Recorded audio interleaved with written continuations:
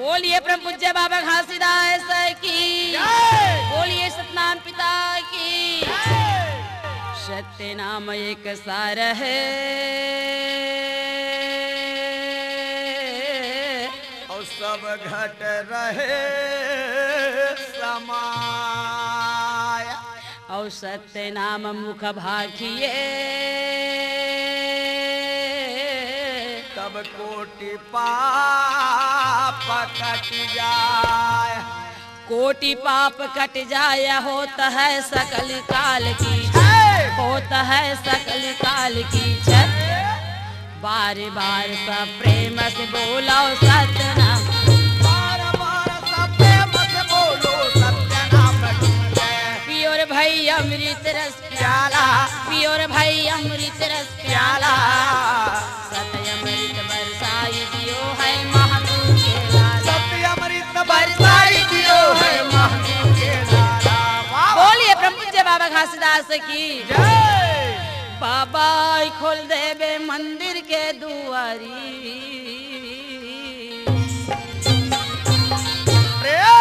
गुरुजी खोल देवे हृदय के किवाड़ी।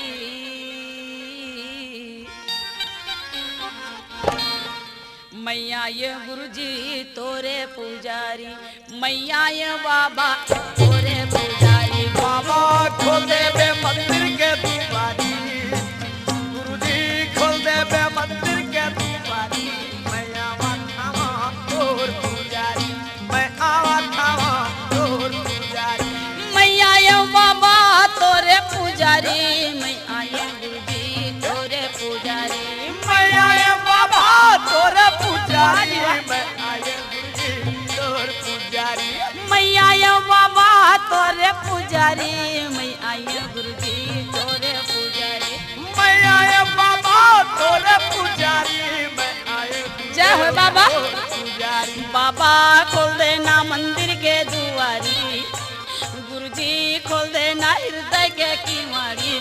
मैं आवत हूँ तोरे पुजारी, मैं आया बाबा तोरे पुजारी। बाबा खोल देवे मंदिर के दुआरी, गुरुजी खोल देवे मन के दुआरी। मैं आवत हूँ तोर पुजारी, मैं आवत हूँ तोर पुजारी।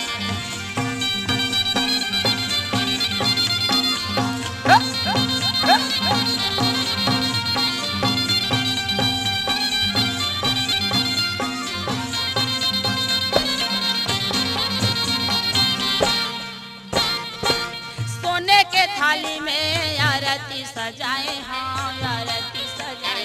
ये सोने का थाली में जय हो बाबा। आरती सजाए। ये जी सोने के थाली में आरती सजाए, हाँ आरती सजाए।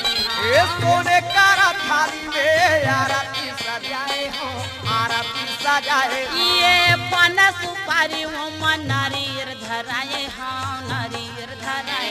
ओ पान सुपारी नारियल हराए हो, नारियल हराए हो। ये नारियर धराए, हाँ नारियर धराए। नारियल हराए हो, नारियल हराए। बाबा नारियर धराए, हाँ नारियर धराए। एक कैसे नारियल हराए हो, नारियल हराए। बाबा पूजा के लाए भर भर थारी, बाबा पूजा के लाए भर भर थारी। मैं आवत हूँ तोरे दुआरी, मैया ये गुरुजी तोरे दुआरी। ये बाबा खोल